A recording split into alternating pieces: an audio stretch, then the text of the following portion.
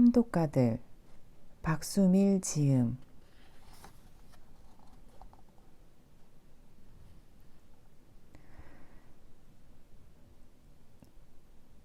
독서, 이것이야말로 인간 세상의 가장 맑은 일이다. 다산 정약용이 척박한 귀양지에서 자식에게 건넨 말이다.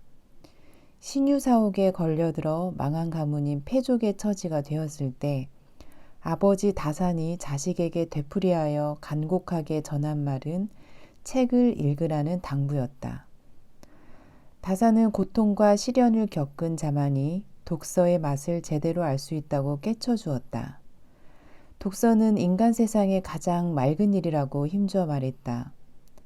다산의 말과 같이 사방을 둘러보아도 막막하기만 할 때, 지극한 슬픔이 밀려와 마음이 혼란스러울 때, 조용히 책을 읽으면 슬픈 마음이 가라앉고 답답한 마음이 조금씩 맑아진다.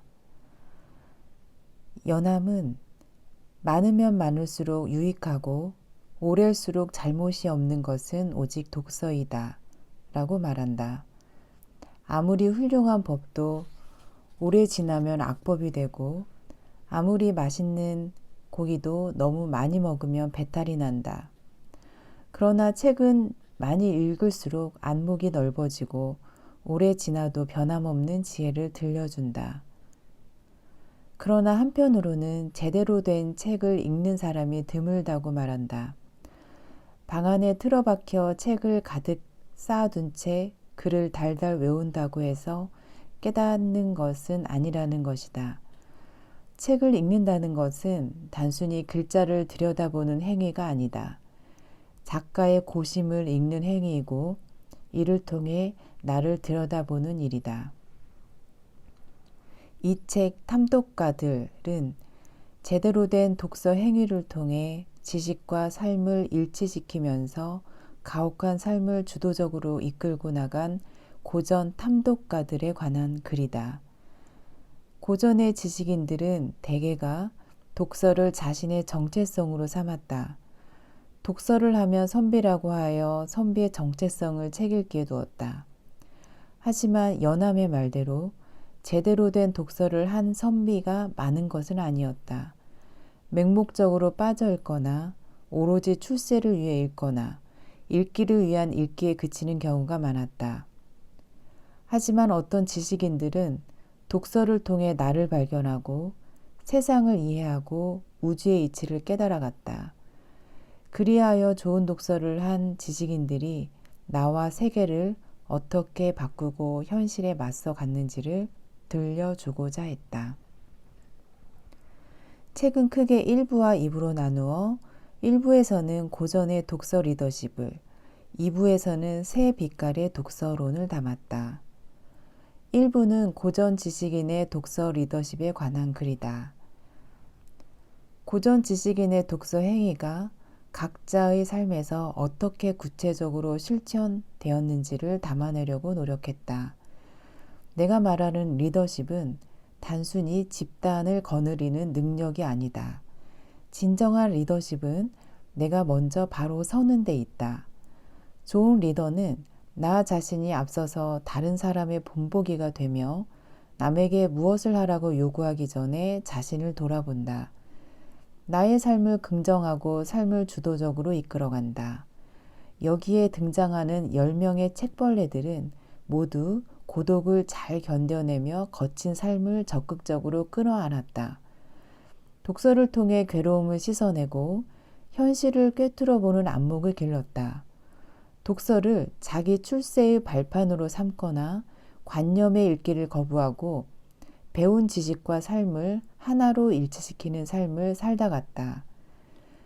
가난의 대명사인 책만 보는 바보 이덕무는 자신의 가난한 삶이 너무 슬퍼서 미친 사람처럼 소리를 지르며 뛰쳐나가고 싶은 충동을 느꼈다고 고백했다. 그러나 그는 눈이 오나 비가 오나 굶거나 병들거나 오로지 책을 읽음으로써 모든 역경을 넉넉히 이겨나갈 수 있었다. 이덕무는 책을 읽음으로써 배고픔을 잊었고 근심에서 벗어났다. 그는 책을 읽은 덕분에 모진 고난에도 좌우할 수 있었다. 노두남의 대명사인 김득신은 이보다 더 머리가 나쁠 수 없었으나 자신이 머리가 나쁘다는 사실을 순순히 받아들이고 남들이 한 번 책을 읽으면 10번 읽었다. 그는 알매 이를 때까지 읽고 또 읽었다. 정약용으로부터 문자와 책이 존재한 이후 가장 부지런히 독서한 사람이라는 평가를 받은 그는 59살에 비로소 과거에 합격했다. 책에 미친 김득신의 삶은 둔하고 미련해 보일지 모르나 목표를 이루기까지 우직하게 도전하는 끈기의 리더십을 보여준다. 우리나라 역사상 가장 찬란한 업적을 이룬 세종대왕이 최고의 리더가 된 기반도 남다른 독서열에 있었다. 세종은 한 권의 책을 끝까지 파고들어 처음과 끝을 꿰뚫는 관통의 독서를 강조했다. 세종은 책을 통해 나라를 경영하는 데 필요한 실제 도움을 얻었으며 독서 토론을 통해 신하들의 의견을 듣고 자기 생각을 교정해 나갔다. 세종은 자신이 왕이라고 해서 독단적으로 결정하지 않았다. 자신과 견해를 달리하는 신하들의 생각을 존중하고 활발한 토론을 거쳐 중지를 모아갔다.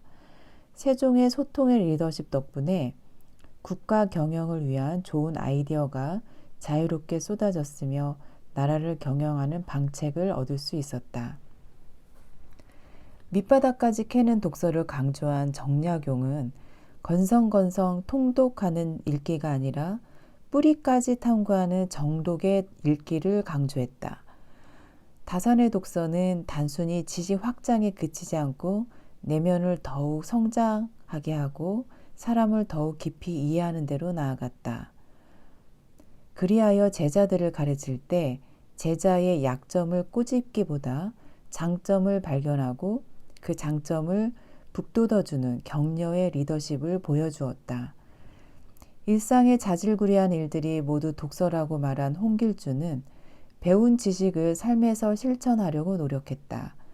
남의 글에서는 좋은 점만 취하고 자신의 글에 대해서는 가혹할 정도로 엄정했던 독서 태도가 삶에 이어져 남에게는 최대한 너그럽고 자신을 단속하는 데에는 굉장히 엄격했다. 의문을 품는 독서와 진실한 마음을 중요하게 여긴 홍대용은 참마음이란 뜻의 실신과 실제적인 일이란 뜻의 실사를 배움의 요체로 생각했다. 공허한 이론 공부가 아닌 실질적이고 현실에 도움이 되는 학문을 쫓았으며 알미 실천으로 이어지는 독서에 힘썼다. 그리하여 그 시대의 주류 학문인 주자학의 테두리에 갇히지 않고 다른 사상을 적극적으로 수용하는 위대한 사상가로 발돋움해 나갔다. 이익은 책을 읽을 때 항상 의문을 품으라고 강조했다. 제자들과 독서 토론을 할 때 스승의 권위를 내세우기보다는 제자들이 솔직하게 의문을 풀어가도록 이끌었다. 아랫사람에게 묻기를 부끄러워하지 않는 하문의 독서 토론을 진행하여 제자의 생각을 적극적으로 수용하고 자신의 견해를 고쳐나갔다.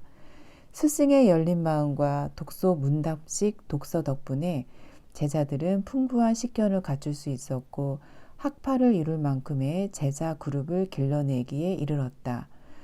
충무공 이순신은 무사였음에도 독서를 즐겼다. 한시도 손에서 책을 놓지 않았다. 위기의 순간에 평소 즐겨 읽던 오자병법의 구절인 반드시 죽고자 하면 살고 반드시 살고자 하면 죽는다 라는 구절을 떠올려 결사의 각오를 다졌고 명량해전에서 외적을 무찌르고 크게 승리했다.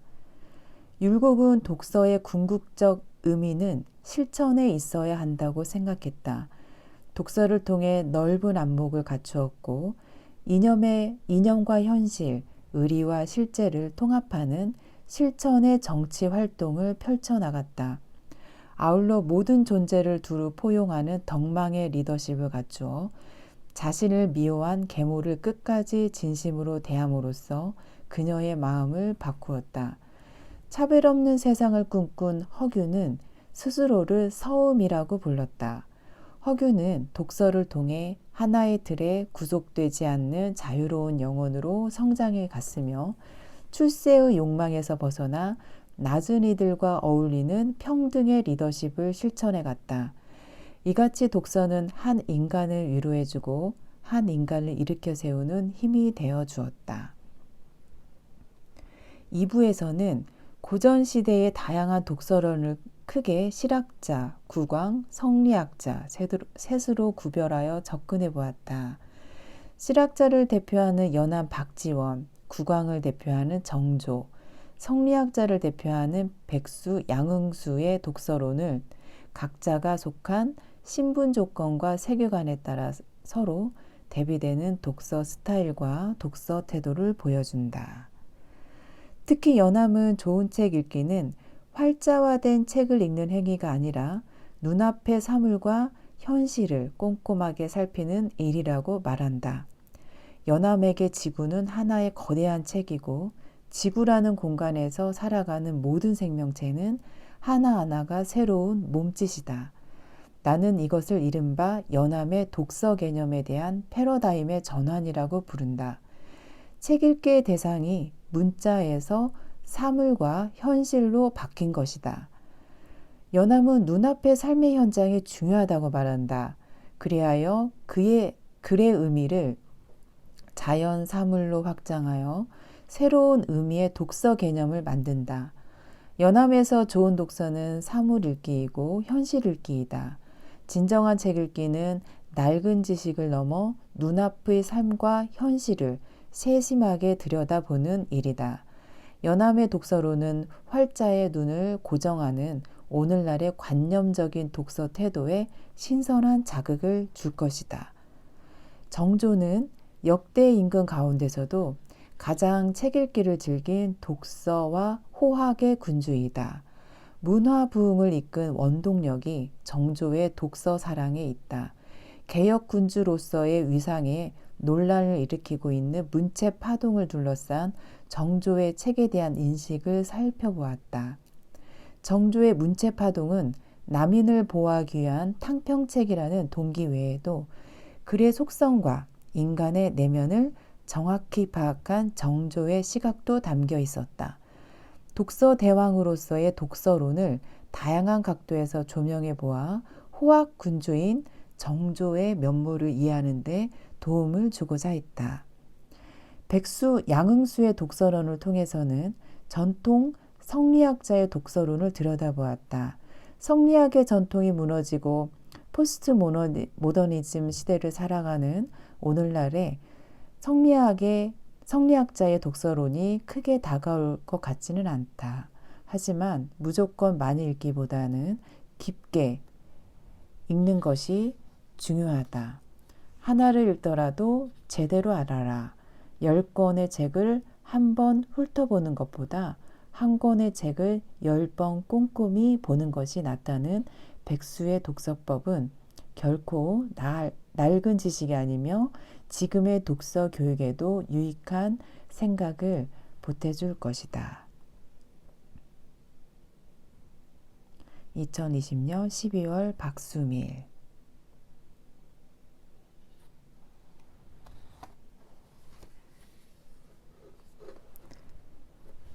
네, 오늘은 박수밀